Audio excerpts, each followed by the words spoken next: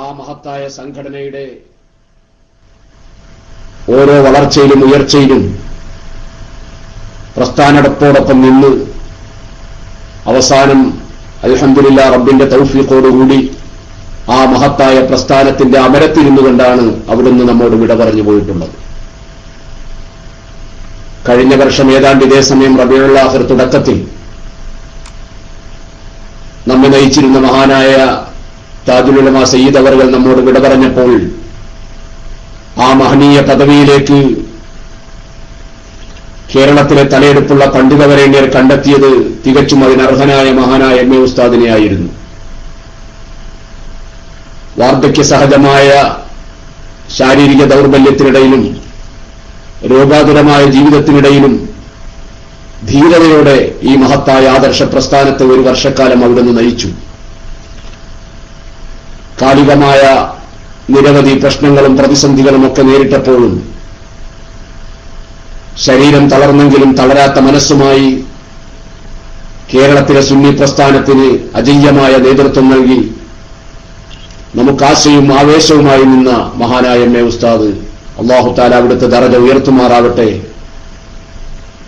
സുഹൃത്തുക്കളെ, മഹാനായ M A ഉസ്താദിനെ കുറിച്ച് കൂടുതൽ അറിയണമെങ്കിൽ അവിടുത്തെയുമായി അടുത്ത ബന്ധം സ്ഥാപിക്കലാണ് അതിന്റെ ഏറ്റവും വലിയ വഴിയെന്ന് പലരും പറഞ്ഞിട്ടുണ്ട്. കാസർഗോഡ് ജില്ലക്കാരായ പല പ്രവർത്തകരും പലപ്പോഴും പറയാറുണ്ട്, എം എ ഉസ്താദിനെ പലരും മനസ്സിലാക്കേണ്ട രീതിയിൽ മനസ്സിലാക്കിയിട്ടില്ല എന്ന്. അക്ഷരാർത്ഥത്തിൽ അത് ശരിയാണോ എന്ന് നമുക്ക് തോന്നിപ്പോവുകയാണ്. കാരണം വാചാലമായ പ്രഭാഷണങ്ങളോ അല്ലെങ്കിൽ ജാടകളോ ഒന്നുമില്ലാതെ തികച്ചും നിശബ്ദമായൊരു ജീവിതത്തിലൂടെ മഹാനായ എം എ ഉസ്താദ് ഒരു സമൂഹത്തെ മുഴുവനും നയിക്കുകയായിരുന്നു. സമസ്ത കേരള ജംഇയ്യത്തുൽ ഉലമ എന്ന ആദർശ പ്രസ്ഥാനത്തിന്റെയും അതിന്റെ കീഴിൽ പ്രവർത്തിക്കുന്ന സമസ്ത കേരള ഇസ്ലാം മത വിദ്യാഭ്യാസ ബോർഡിന്റെയും ഒക്കെ പ്രവർത്തന രീതികളിൽ നിർണായക ഘട്ടങ്ങളിൽ മഹാനായ എം എ ഉസ്താദിന്റെ സാന്നിധ്യം ചരിത്രത്തിന്റെ താളുകളിൽ എന്നും രേഖപ്പെടുത്തപ്പെട്ടിട്ടുണ്ട്. മാത്രമല്ല, അവിടുത്തെ നിസ്വാർത്ഥവും നിഷ്കളങ്കവുമായ പ്രവർത്തനത്തിന്റെയും അതുല്യമായ ബുദ്ധിശക്തിയുടെയും അമേയമായ ആത്മാർപ്പണത്തിന്റെയും ഒക്കെ നിദർശനമായിട്ടാണ് ജാമിയ സഅദിയ എന്ന വിശ്വോത്തര സ്ഥാപനം കാസർഗോഡിന്റെ മണ്ണിൽ തല ഉയർത്തി നിൽക്കുന്നത്. കേരളത്തിലെ സ്ഥാപനങ്ങൾക്കൊരു മാതാവെന്ന് വിശേഷിപ്പിക്കാൻ പറ്റുന്ന രീതിയിൽ മതഭൗതിക വിദ്യകളുടെ സമന്വയത്തെക്കുറിച്ച് പലരും ചിന്തിക്കാതിരുന്ന ഒരു കാലഘട്ടത്തിൽ മഹാനായ എം എ ഉസ്താദ് എന്ന് പറയുന്ന ക്രാന്തദർശിയായ ഒരു പണ്ഡിതന്റെ മസ്തിഷ്കത്തിൽ ഉദിച്ചു വരുന്ന ആശയത്തിന്റെ പ്രതിഫലനമാണ് ജാമിയ സഅദിയ എന്ന് നമുക്ക് കാണാൻ കഴിയും. അവിടുന്ന് തേനൂട്ടി പാലൂട്ടി വളർത്തിയ മഹത്തായ ജാമിയ സഅദിയ എന്നും അവിടുത്തെ മഹാനായ പണ്ഡിതവരേണ്യർ ആ മഹത്തായ സ്ഥാപനത്തിന്റെ വളർച്ചയ്ക്കും ഉയർച്ചയ്ക്കും വേണ്ടി അക്ഷീണ യത്നം നടത്തി. താൻ വിശ്വസിക്കുന്ന ആശയത്തിന്റെയും ആദർശത്തിന്റെയും ഉന്നതമായ നിദർശനത്തിനും അതിന്റെ നിലനിൽപ്പിനും ആ ഒരാശയത്തിലേക്കും ആദർശത്തിലേക്കും വരും തലമുറയെ ആവാഹിക്കുന്നതിനും അവിടുന്ന് കഠിനാധ്വാനം ചെയ്തു. അവിടുത്തെ ജീവിതം മുഴുവനും സുന്നത്ത് ജമാഅത്തിന് വേണ്ടി സമർപ്പിക്കപ്പെട്ടതാണ്. പതിറ്റാണ്ടുകളോളം താൻ പ്രവർത്തിച്ച മഹത്തായ ആദർശ പ്രസ്ഥാനം ചില രാഷ്ട്രീയ കക്ഷികളുടെയും അവർ കോശാന പാടുന്ന ചില പണ്ഡിത നാമധാരികളുടെയും കരങ്ങളിലമർന്ന് ആ മഹത്തായ പ്രസ്ഥാനം ആശയത്തിൽ നിന്ന് ആദർശത്തിൽ നിന്ന് പിന്നോട്ട് പോകുന്ന ഒരു സാഹചര്യം വന്നപ്പോൾ ആശയവും ആദർശവും മുറുകെ പിടിച്ചുകൊണ്ട് തന്റെ പൂർവികരായ പണ്ഡിതവരേണ്യർ ഉയർത്തിപ്പിടിച്ച മഹത്തായ ആദർശത്തിന്റെ നിലനിൽപ്പിനു വേണ്ടി സമസ്ത കേരള ജംഇയ്യത്തുൽ ഉലമ എന്ന ആദർശ പ്രസ്ഥാനം എന്തിനു വേണ്ടിയാണ് രൂപം കൊടുത്തത്? ആ മഹത്തായ രൂപീകരണ ലക്ഷ്യത്തിൽ ഉറച്ചു നിന്നുകൊണ്ട് മരണം വരെയും ആ ആദർശ പ്രസ്ഥാനത്തെ അതേ രീതിയിൽ നയിക്കുമെന്ന ഉറച്ച ലക്ഷ്യത്തോടുകൂടി മഹാനായ താജുൽ ഉലമ സയ്യിദ് അവരുടെ നേതൃത്വത്തിൽ ദീർഘവീക്ഷണമുള്ള ആദർശത്തോട് പ്രതിപത്തിയുള്ള മഹാരഥന്മാരായ പണ്ഡിതന്മാർ പുതിയൊരു തീരുമാനമെടുത്തുകൊണ്ട് രംഗത്തിറങ്ങിയപ്പോൾ അൽഹംദുലില്ലാഹ് അതിന്റെ മുന്നിൽ പാറ പോലെ ഉറച്ചു നിന്ന മഹാവ്യക്തിത്വത്തിന്റെ ഉടമയാണ് മഹാനായ നൂറുൽ ഉലമ എം.എ. ഉസ്താദ്. അല്ലാഹു തആല അവിടത്തേക്ക് അവരുടെ ഖബർ സന്തോഷമാക്കി കൊടുക്കുമാറാവട്ടെ.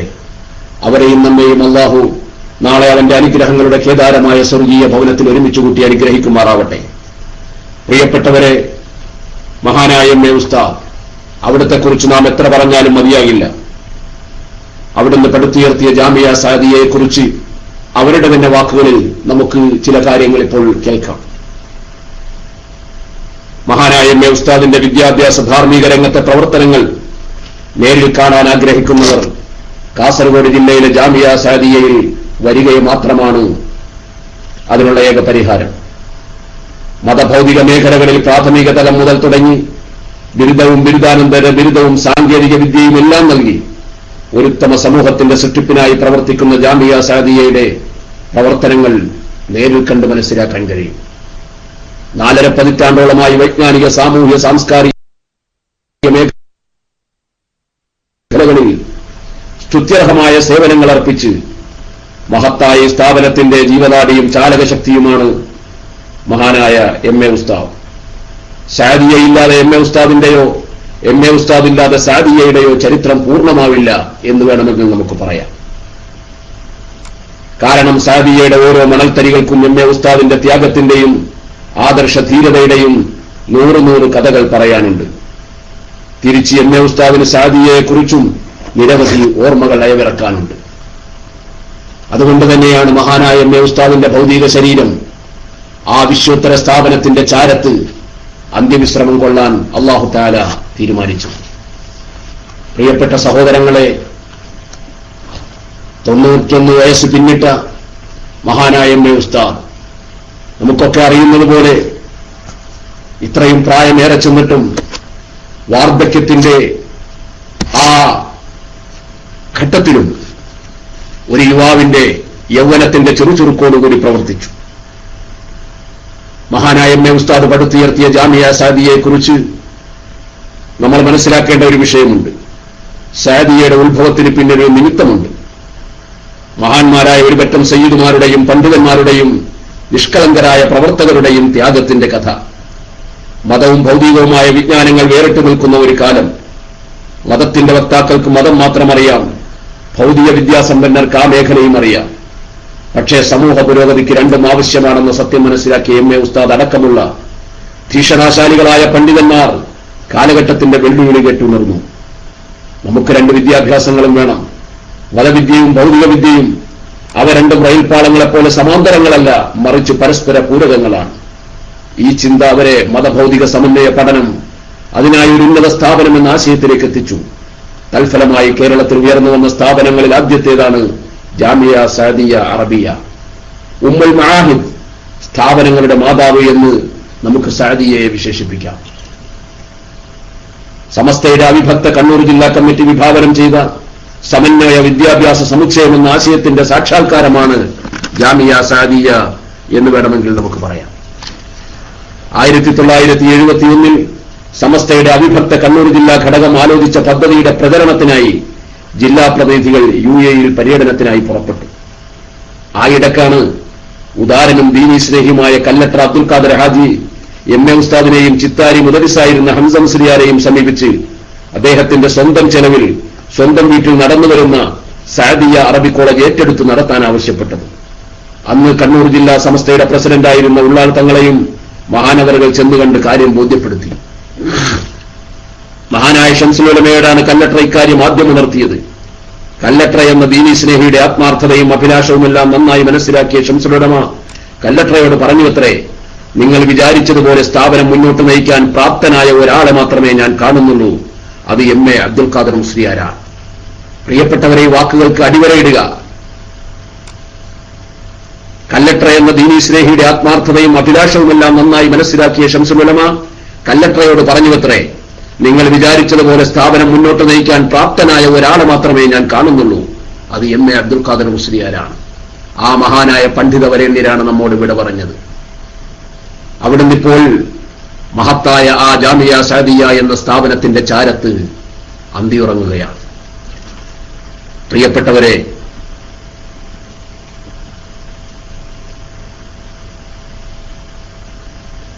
കല്ലക്ടർ അബ്ദുൽ ഖാദർ ഹാജിയോട് മഹാനായ ശംസുൽ ഉലമയ്ക്ക് അബൂബക്കർ മുസ്ലിയാർ പറഞ്ഞു, നിങ്ങൾ വിചാരിച്ചതുപോലെ സ്ഥാപനം മുന്നോട്ട് നയിക്കാൻ പ്രാപ്തനായ ഒരാളെ മാത്രമേ ഞാൻ കാണുന്നുള്ളൂ, അത് എം എ അബ്ദുൽ ഖാദർ മുസ്ലിയാരാണ്. അദ്ദേഹത്തെ നിങ്ങൾ ഏൽപ്പിക്കുക, നിങ്ങൾക്ക് ദുഃഖിക്കേണ്ടി വരില്ല.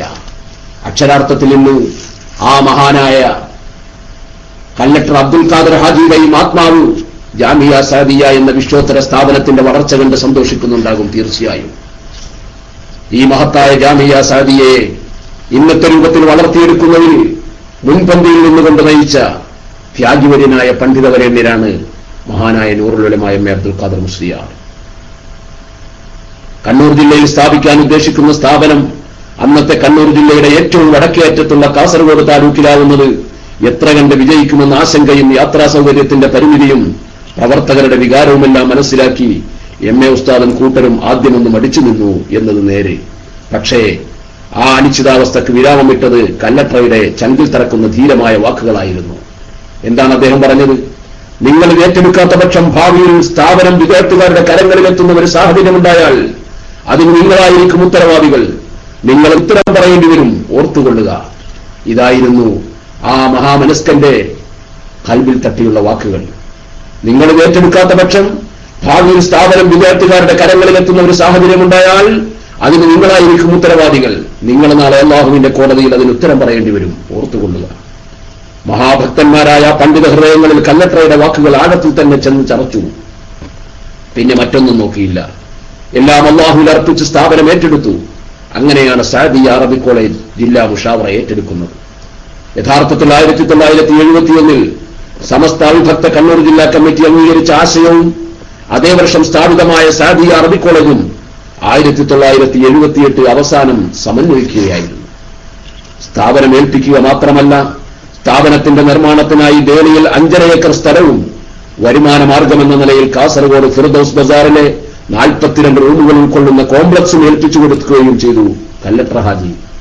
സുബ്ഹാനല്ലാഹ്, ഇങ്ങനെ എത്രയെത്ര മഹാമനസ്കർ.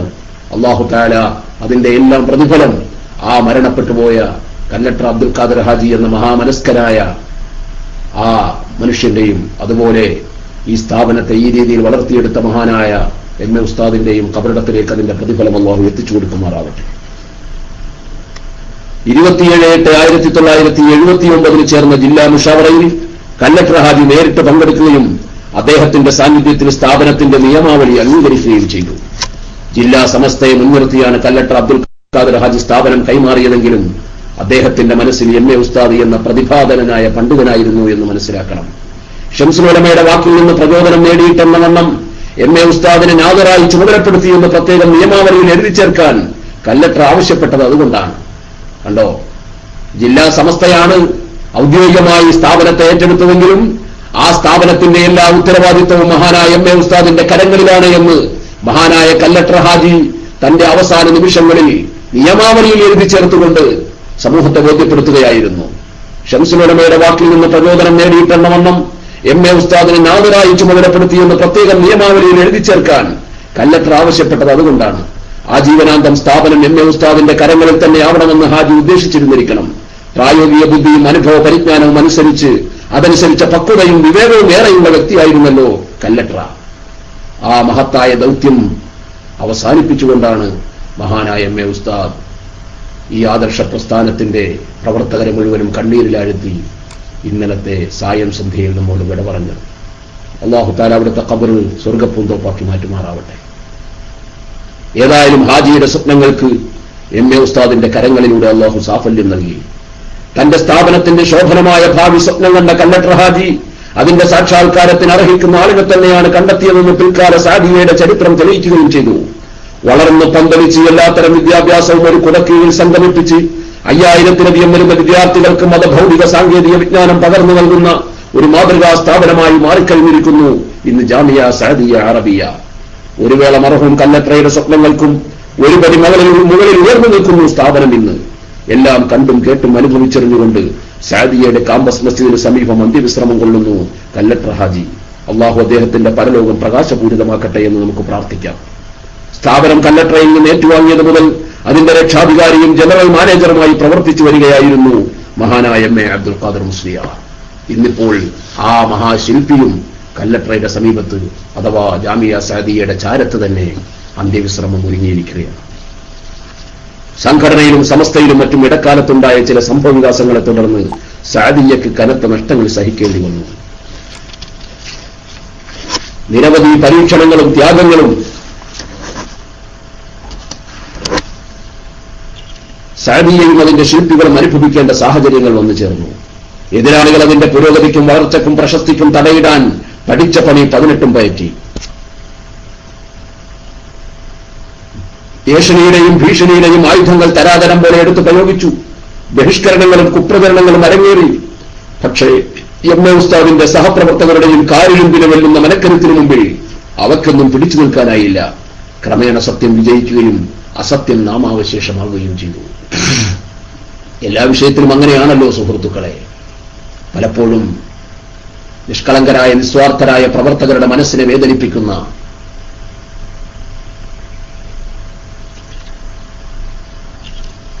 മകൻ മരിച്ചാലും മരുമകളുടെ കണ്ണീര് കാണണമെന്ന ക്രൂരമായ മനസ്സിന്റെ ഉടമയായ അമ്മായിയമ്മയുടെ റോൾ, അതാണല്ലോ നമ്മുടെ സമൂഹത്തിൽ ഒരു വിഭാഗം ഇന്നും പയറ്റിക്കൊണ്ടിരിക്കുന്നത്.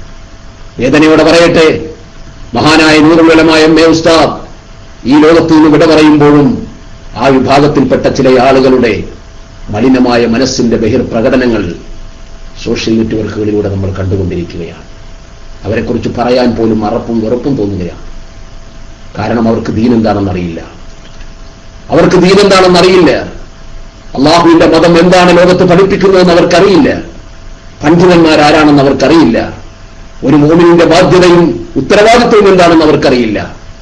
അവരേതോ ഭൗതികമായ മാസ്മരിക ലോകത്താണ് വിഹരിച്ചുകൊണ്ടിരിക്കുന്നത്. അവരെന്തൊക്കെയോ ഇല്ലാത്ത മനക്കോട്ടകളാണ് പടുത്തുയർത്തിക്കൊണ്ടിരിക്കുന്നത്. അവരുൾക്കൊള്ളുന്ന ഏതോ ഒരു സമൂഹത്തിനു വേണ്ടി, ഏതോ ഭൗതികമായ ചില താല്പര്യങ്ങൾക്ക് വേണ്ടി, ഏതോ രാഷ്ട്രീയ പ്രസ്ഥാനങ്ങൾക്ക് വേണ്ടി, അല്ലെങ്കിൽ അവരുദ്ദേശിക്കുന്ന മ്ലേച്ഛമായ ആശയങ്ങൾക്ക് വേണ്ടി എന്തും പറയാൻ മടിക്കാത്ത, ആരെയും ക്രൂശിക്കാൻ മടിക്കാത്ത, ഏത് സമയത്തും എന്തിനും ധൈര്യമുള്ള ഒരു വിഭാഗം റബ്ബിനെ പേടിയില്ലാത്ത സമൂഹം. അല്ലാഹു തആല അവർ ഷർറിൽ നിന്ന് നമ്മെ കാത്തുരക്ഷിക്കുമാറാവട്ടെ. പ്രിയപ്പെട്ട സഹോദരങ്ങളെ, എം.എ. ഉസ്താദിന്റെ ശക്തമായ മേൽനോട്ടത്തിന് കീഴിൽ പിന്നീട് സാദിയ വിജയത്തിന്റെ പടവുകൾ ഒന്നൊന്നായി ചവിട്ടിക്കയറുകയായിരുന്നു. ഇന്ന് ഇന്ത്യയുടെ തന്നെ വൈജ്ഞാനിക ഭൂപടത്തിൽ ആരാലും ശ്രദ്ധിക്കപ്പെടുന്ന ഒരു സ്ഥാപനം തന്നെയുണ്ട്, ഒരു സ്ഥാനം തന്നെയുണ്ട് ജാമിയ സാദിയക്ക്. സാദിയ എന്ന അറബി പദത്തിന് സൗഭാഗ്യവതി എന്നാണ് അർത്ഥം. പേര് സൂചിപ്പിക്കുന്നത് പോലെ സൗഭാഗ്യ ഭവനം തന്നെയാണ് സ്ഥാപനം. നിരവധി പണ്ഡിതരെയും പ്രവർത്തകരെയും പ്രബോധകരെയും സമൂഹത്തിന് സമർപ്പിക്കാൻ കഴിയുന്നതും നൂറുകണക്കിന് അനാഥകളുടെ കണ്ണീരൊപ്പാൻ സാധിക്കുന്നതും വലിയ ഭാഗ്യം തന്നെയാണല്ലോ. സാദിയക്ക് ആ പേര് ലഭിച്ചതിന് പിന്നിലും ഒരു ചരിത്രമുണ്ട്. കീഴൂരിലെ പ്രമുഖ പണ്ഡിതനും സൂഫിവര്യനുമായിരുന്നു മർഹൂം സഈദ് മുസ്ലിയാർ. വിശുദ്ധ ഹറമിൽ പോലും മഹാനവറുകൾ മതാധ്യാപനം നടത്തിയിട്ടുണ്ട്. നിരവധി കറാമത്തുകൾ കാണിച്ച മഹാനെ തേടി ജ്ഞാനസമ്പാദനത്തിന് നിരവധി വിദ്യാർത്ഥികൾ രാജ്യത്തിന്റെ വിവിധ ഭാഗങ്ങളിൽ നിന്ന് എത്തിച്ചേർന്നിരുന്നു. ആലിമും ആബിദുമായ മഹാനുഭാവന്റെ നാമത്തിലേക്ക് ചേർത്തിയാണ് സാദിയ എന്ന പേര് സ്വീകരിച്ചത്. സാദിയ എന്ന 4 അക്ഷരത്തിന് പിന്നിൽ പോലും ഒരു വൈജ്ഞാനിക ബന്ധത്തിന്റെ ചരിത്രം ഒളിഞ്ഞുകിടക്കുന്നുണ്ടെന്ന് ചുരുക്കം. 4.5 പതിറ്റാണ്ടിന്റെ വളർച്ച കൊണ്ട് 30ഓളം സ്ഥാപനങ്ങൾ ഉൾക്കൊള്ളുന്ന അക്ഷരാർത്ഥത്തിൽ ഒരു ജാമിയ അഥവാ യൂണിവേഴ്സിറ്റിയായി മാറിയിരിക്കുന്നു ഇന്ന് ജാമിയ സാദിയ.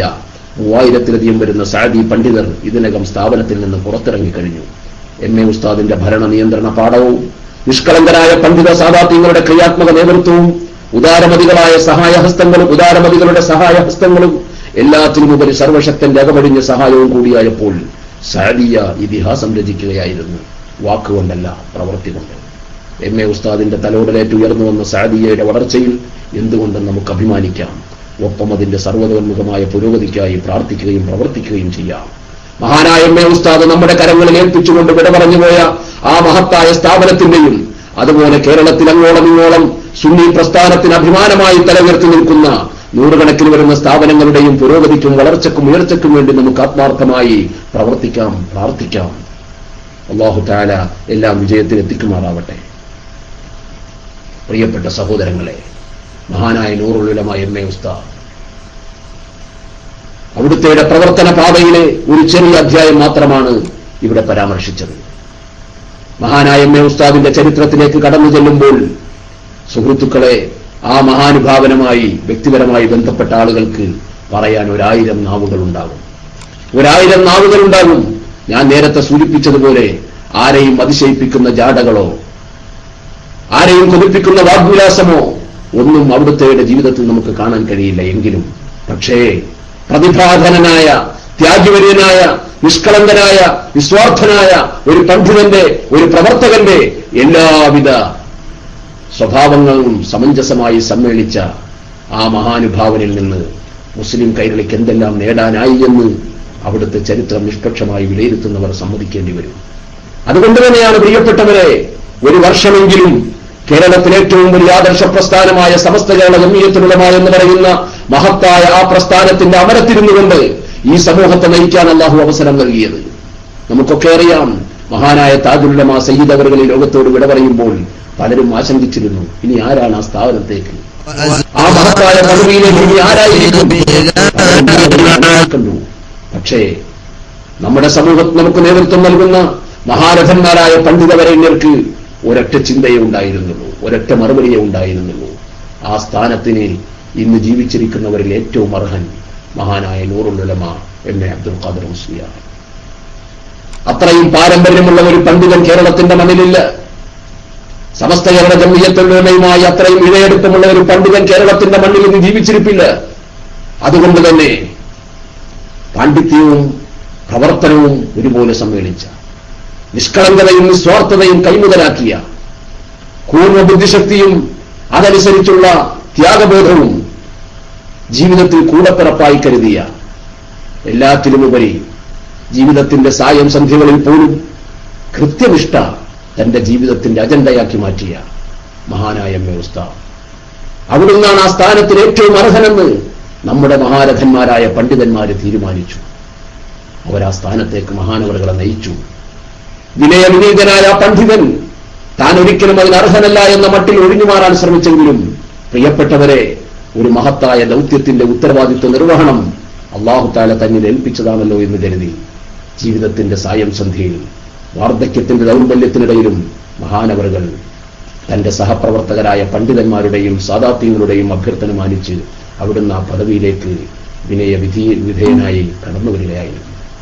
ഒരു വർഷക്കാലം ആ മഹത്തായ ഉത്തരവാദിത്വം വളരെ കൃത്യമായി അവിടുന്ന് നിർവഹിച്ചു. അൽഹംദുലില്ലാഹ്, അല്ലാഹു തആല അവിടുത്തെ ദറജ ഉയർത്തുമാറാവട്ടെ. പ്രിയപ്പെട്ട സഹോദരങ്ങളെ, നമ്മുടെ ആദർശ പ്രസ്ഥാന കുടുംബം ഒരു വലിയ സന്തോഷത്തിന്റെ നിഴലിൽ നിൽക്കുമ്പോഴാണ് പെട്ടെന്നൊരു ദുഃഖത്തിന്റെ കരുനിഴലായി മഹാനായ നൂറുൽ ഉലമ എം.എ. ഉസ്താദിന്റെ വിയോഗ വാർത്ത നമ്മുടെ കർണപടങ്ങളിൽ വന്നലയടിക്കുന്നത്.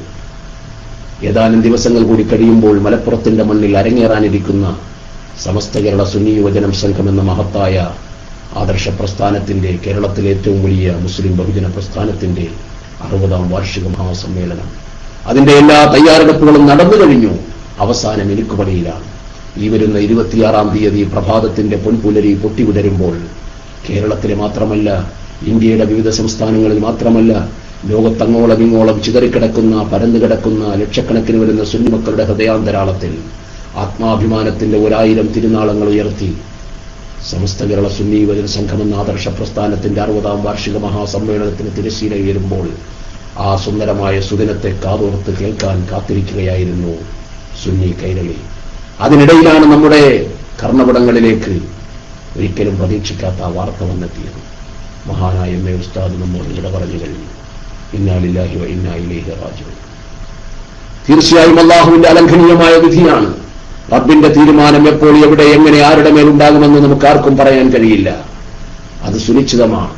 അല്ലാഹു തആല ഒരു മനുഷ്യന് ആയുസ് എത്ര തീരുമാനിച്ചിട്ടുണ്ടോ ആ സെക്കൻഡ് വന്നു കഴിഞ്ഞാൽ പിന്നെ മറ്റൊന്നും അവിടെ സംഭവിക്കാനില്ല. വലൻ യുഅഖിറ അല്ലാഹു നഫ്സൻ ഇദാ ജാഅ അജലുഹാ വല്ലാഹു ഖബീറുൻ ബിമാ തഅമലൂൻ. വല്ലാഹു ഖബീറുൻ ബിമാ തഅമലൂൻ. അല്ലാഹു തആല ഒരു കാര്യം, ഒരു തീരുമാനം ഉണ്ടായിക്കഴിഞ്ഞാൽ, ഓരോ മനുഷ്യനും നിശ്ചയിച്ച അവധി എത്തിക്കഴിഞ്ഞാൽ, വലൻ യുഅഖിറ അല്ലാഹു നഫ്സൻ ഇദാ ജാഅ അജലുഹാ, അതിന്റെ അവധി സമയം എത്തിക്കഴിഞ്ഞാൽ പിന്നെ ഒരു നിമിഷം പോലും മനുഷ്യര് പിന്തിച്ചിരുന്ന പ്രശ്നമില്ല. അതാണല്ലോ പരിശുദ്ധ ഖുർആൻ നമ്മോട് പറഞ്ഞത്. പ്രിയപ്പെട്ട സഹോദരങ്ങളെ, നാം വളരെ ഗൗരവമായി ചിന്തിക്കുക. നാമും ആ പാതയിലേക്ക് നീങ്ങേണ്ടവരാണ്. നാം എല്ലാവരും ഈ ലോകത്ത് നിന്ന് വിട പറയേണ്ടവരാണ്. ആരും ഇവിടെ ശാശ്വതരല്ല. വലൗ കാനത്തി ദുനിയാ തദൂമു ലിവാഹിദി ലകാന റസൂലുള്ളാഹി ഫീഹാ മുഖല്ലദാ. ഈ ഭൗതികമായ ലോകം ആർക്കെങ്കിലും ശാശ്വതമായിരുന്നുവെങ്കിൽ അതിനേറ്റവും അർഹൻ ലോകത്തിന്റെ നേതാവായ അഷ്റഫുൽ ഖൽഖ് മുഹമ്മദ് റസൂലുള്ളാഹി സ്വല്ലല്ലാഹു അലൈഹി വസല്ലമ തങ്ങളാണ് എന്ന യാഥാർത്ഥ്യം നമുക്കറിയുമല്ലോ. പക്ഷേ ഹബീബായ മുഹമ്മദ് റസൂലുള്ളാഹി സ്വല്ലല്ലാഹു അലൈഹി വസല്ലമ തങ്ങളും തന്റെ 63ാമത്തെ വയസ്സിൽ അള്ളാഹുവിന്റെ അലംഘനീയമായ വിധിക്ക് കീഴടങ്ങി ലോകത്തോട് വിട പറഞ്ഞുപോയി. ഹബീബായ റസൂലുള്ളാഹി തങ്ങളുടെ വിയോഗ വാർത്ത മഹാന്മാരായ സ്വഹാബത്തിന്റെ കർമ്മപടങ്ങളിൽ വന്നലയിടിച്ചപ്പോൾ ആ മഹാനുഭാവനോടുള്ള തങ്ങളുടെ നേതാവിനോടുള്ള ആത്മാർത്ഥമായ സ്നേഹത്തിന്റെയും ആത്മാർത്ഥമായ ബന്ധത്തിന്റെയും അടിസ്ഥാനത്തിൽ പലർക്കും ആ വാർത്ത വിശ്വസിക്കാൻ കഴിഞ്ഞില്ല. എന്തിനധികം ഏതൊരു വിഷയത്തിലും വളരെ കർക്കശമായ നിലപാടുകളും നല്ല ശക്തമായ ബുദ്ധിയും ശക്തമായ മനക്കരുത്തുമുള്ള മഹാനായ സയ്യിദുനാ ഉമറുൽ ഫാറൂഖ് റളിയല്ലാഹു അൻഹു പോലും പതറിപ്പോയി. മഹാനായ ഉമറുൽ ഫാറൂഖ് റളിയല്ലാഹു തആല അൻഹു ആ വാർത്ത കേട്ടപ്പോൾ ആദ്യമായി പ്രതികരിച്ചത് ഇങ്ങനെയാണ്: മഹാനായ മുഹമ്മദ് റസൂലുള്ളാഹി സ്വല്ലല്ലാഹു അലൈഹി വസല്ലമ തങ്ങൾ വഫാത്തായ എന്നാരെങ്കിലും വിളിച്ചു പറഞ്ഞാൽ അവനെ ഞാനിതാ എന്റെ അരയിൽ ഉറങ്ങിക്കിടക്കുന്ന വാളുകൊണ്ട് അവന്റെ തല ഞാൻ നിഷ്കാസനം ചെയ്യും, അവന്റെ തല ഞാൻ ഊരിയെടുക്കും. സുബ്ഹാനല്ലാഹ്. അത്രമാത്രം വികാരാധീനനായിരുന്നു. സ്നേഹത്തിന്റെ, കടപ്പാടുകളുടെ, ആത്മബന്ധത്തിന്റെ പ്രതിഫലനമാണത്. പക്ഷേ ആ സമയത്ത് മഹാനായ സയ്യിദുനാ അബൂബക്കർ സിദ്ദീഖ് റളിയല്ലാഹു തആല അൻഹു അവിടുന്ന് കടന്നു വരുന്നു. മുസ്ലിം ലോകത്തിന്റെ നിർണായകമായ പ്രതിസന്ധി ഘട്ടങ്ങളിലൊക്കെ വളരെ പക്വതയാർന്ന സമീപനങ്ങളിലൂടെ സമൂഹത്തിന് ദിശാബോധം നൽകിയ മഹാനായ സ്വഹാബി വര്യർ, അള്ളാഹുവിന്റെ ഹബീബിന്റെ കൂടെ ഉണ്ടും ഉറങ്ങിയും കിടന്നും കഴിഞ്ഞും ജീവിതം മുഴുവനും ചിലവഴിക്കാൻ ഭാഗ്യം ലഭിച്ച മഹാനായ മനുഷ്യൻ, അള്ളാഹുവിന്റെ ഹബീബ് മുഹമ്മദ് റസൂലുള്ളാഹി സ്വല്ലല്ലാഹു അലൈഹി വസല്ലമ തങ്ങൾ തന്നെ പറഞ്ഞതുപോലെ, ഓ ഖുറൈശി സമൂഹമേ, അള്ളാഹു തആല നിങ്ങളിലേക്ക് എന്നെ നിയോഗിച്ചു, കഥബത്തും നിങ്ങൾ എന്നെ കളവാക്കി. പക്ഷേ ആ കളവാക്കിയ സമയത്ത് ഖുറൈശി സമൂഹം ഒന്നടങ്കം, മക്കയിലെ ജനങ്ങൾ ഒന്നടങ്കം, സമൂഹം ഒന്നടങ്കം, ഉറ്റബന്ധുക്കളും കുടുംബങ്ങളും അടക്കം, മിത്രങ്ങളും ഇഷ്ടപ്പെട്ട ജനങ്ങളുമടക്കം എല്ലാവരും എന്നെ കള്ളൻ കള്ളൻ കള്ളൻ എന്ന് വിളിച്ച് കളവാക്കിയപ്പോൾ സ്വദഖനി അബൂബക്കർ എന്നെ സത്യമാക്കി, എന്നെ വാസ്തവമാക്കി. അബൂബക്കർ പറഞ്ഞു, സ്വദഖത യാ റസൂലല്ലാഹ്, അങ്ങ് പറഞ്ഞത് സത്യമാണ്. ആ ബന്ധമാണ് മഹാനായ സിദ്ദീഖുൽ അക്ബറിന്റെ മനസ്സിന് പാതകം നൽകിയത്, പക്വത നൽകിയത്. അവിടുന്ന് പറഞ്ഞു, മഹാന്മാരായ സ്വഹാബത്തിനെ അഭിസംബോധന ചെയ്തു. അവിടുന്ന് പറഞ്ഞു, മൻ കാന യഅ്ബുദു മുഹമ്മദൻ ഫഇന്ന മുഹമ്മദൻ ഖദ് മാത്. മഹാനായ സിദ്ദീഖുൽ അക്ബർ റളിയല്ലാഹു അൻഹു പറയുകയാണ്, ആരെങ്കിലും മഹാനായ മുഹമ്മദ് റസൂലുള്ളാഹി സ്വല്ലല്ലാഹു അലൈഹി വസല്ലമ തങ്ങളെ ആരാധിച്ചിരുന്നുവെങ്കിൽ, അങ്ങനെ ആരെങ്കിലും കരുതുന്നെങ്കിൽ തീർച്ചയായും അള്ളാഹുവിന്റെ പരിശുദ്ധമായ ദീനിന്റെ പ്രചാരണ പ്രബോധന പ്രവർത്തനങ്ങൾക്ക് വേണ്ടി നിയോഗിക്കപ്പെട്ട നമ്മുടെ ഹബീബായ പ്രവാചകർ അഷ്റഫുൽ ഖൽഖ് മുഹമ്മദ് റസൂലുള്ളാഹി സ്വല്ലല്ലാഹു അലൈഹി വസല്ലമ തങ്ങൾ ഈ ലോകത്തോട് വിട പറഞ്ഞു കഴിഞ്ഞു. മൻ കാന യഅ്ബുദുല്ലാഹ ഫഇന്നല്ലാഹ ഹയ്യുൻ ലാ യമൂത്. ആരെങ്കിലും സൃഷ്ടാവായ രാജാതിരാജനായ തമ്പുരാനെ ആരാധിക്കുന്നുവെങ്കിൽ അവൻ എന്നെന്നും ജീവിച്ചിരിക്കുന്നവനാണ്. ആ സൃഷ്ടാവിനെ പരിചയപ്പെടുത്താൻ വേണ്ടിയാണ് മഹാനായ മുഹമ്മദ് റസൂലുള്ളാഹി സ്വല്ലല്ലാഹു അലൈഹി വസല്ലമ തങ്ങൾ നിയോഗിക്കപ്പെട്ടത് എന്ന യാഥാർത്ഥ്യം മഹാനായ സിദ്ദീഖുൽ അക്ബർ റളിയല്ലാഹു അൻഹു വളരെ പക്വമായ പരിപാകമായ പാകത്തിൽ സഹാബത്തിന്റെ മുമ്പിൽ അവതരിക്കുമ്പോൾ എല്ലാവരും ആ യാഥാർത്ഥ്യം ഉൾക്കൊള്ളാൻ തയ്യാറാവുകയായിരുന്നു. അവിടുന്ന് ഇങ്ങോട്ട് ചരിത്രം മുഴുവനും അങ്ങനെയാണ് സുഹൃത്തുക്കളെ. ഈ വിശാലമായ പ്രപഞ്ചത്തിൽ ചുരുങ്ങിയ ജീവിതകാലം കൊണ്ട് സുത്യർഹമായ സേവനങ്ങളിലൂടെ ലോക മുസ്ലിം സമൂഹത്തിന് 1000 സംഭാവനകൾ കാഴ്ചവെച്ച എത്രയോ മഹാരഥന്മാരായ പുണ്യാത്മാക്കൾ നമ്മോട് വിട പറഞ്ഞു പോയിട്ടുണ്ട്. എത്രയോ മഹത്തുക്കൾ നമ്മോട് വിട പറഞ്ഞു പോയിട്ടുണ്ട്. അവരുടെയൊക്കെ വിയോഗം അക്ഷരാർത്ഥത്തിൽ സമൂഹം പിന്നീട് ഉൾക്കൊണ്ടിട്ടുണ്ട്. ഈ ലോകത്തിന്റെ അവസ്ഥയതാണ്, ഈ ലോകത്തിന്റെ ക്രമം അതാണ്. അള്ളാഹുവിന്റെ തീരുമാനം അങ്ങനെയാണ്. അതുകൊണ്ട് തന്നെ ആ പട്ടികയിലേക്ക് നമ്മുടെ നേതാവ് മഹാനായ നൂറുൽ ഉലമ എം എ അബ്ദുൽ ഖാദർ മുസ്ലിയാർ എന്ന മഹാനായ പണ്ഡിതവരേണ്യ, വിനയത്തിന്റെയും ലാളിത്യത്വത്തിന്റെയും പക്വതയുടെയും പാകമായ നിദർശനമായി നമുക്ക് മുമ്പിൽ ജീവിച്ച മഹാനായ പണ്ഡിതവരേണ്യ എം എ ഉസ്താദ് നൂറുൽ ഉലമ എം എ അബ്ദുൽ ഖാദർ മുസ്ലിയാർ ലോകത്തോട് വിട പറഞ്ഞു. അല്ലാഹു തആല അവിടുത്തെ പാത പിന്തുടർന്നുകൊണ്ട് സുന്നത്ത് ജമാഅത്തിന്റെ ഖിദ്മത്തിനായി ജീവിക്കാൻ നമുക്കും അല്ലാഹു തൗഫീഖ് നൽകുമാറാവട്ടെ. പ്രിയപ്പെട്ടവരെ, മഹാനവറുകളെ കുറിച്ച് പറയാൻ ഇനിയും ധാരാളമുണ്ട്. അയവിറക്കാൻ, ഓർമ്മിക്കാൻ, ഓർമ്മയിൽ സൂക്ഷിച്ചു വെക്കാൻ നിങ്ങൾക്കൊക്കെ 1000 ഏടുകൾ കാണും. എന്നേക്കാളുപരി മഹാനായ എം എ ഉസ്താദുമായി അടുത്ത ബന്ധമുള്ള എത്രയോ ശിഷ്യന്മാർ ഒരുപക്ഷെ ഈ റൂമിലുണ്ടാകും. ജാമിയ സാദിയയിൽ നിന്ന് MA ഉസ്താദിന്റെ അറിവും അവിടുത്തെ കഴിവും നുകരാൻ ഭാഗ്യം ലഭിച്ച എത്രയോ പണ്ഡിതന്മാർ ഈ റൂമിലുണ്ടാകും. ഒരുപക്ഷെ അവർക്കൊക്കെ മഹാനായ MA ഉസ്താദിനെ കുറിച്ച് പറയാൻ ധാരാളം ഉണ്ടാകും. സമയം പോലെ സൗകര്യം പോലെ അത്തരത്തിലുള്ള പണ്ഡിത സുഹൃത്തുക്കളൊക്കെ മേക്കിലേക്ക് വരണമെന്ന് വളരെ വിനീതമായി അറിയിക്കുകയാണ്, അഭ്യർത്ഥിക്കുകയാണ്. ഞാൻ കൂടുതൽ ദീർഘിപ്പിക്കുന്നില്ല. ഇൻഷാ അല്ലാഹ് മറ്റൊരവസരം നമുക്ക് ആ മഹാത്മാവിനെ കുറിച്ച് ഇനിയും സ്മരിക്കാം, അവരുടെ മദഹുകൾ പറയാം.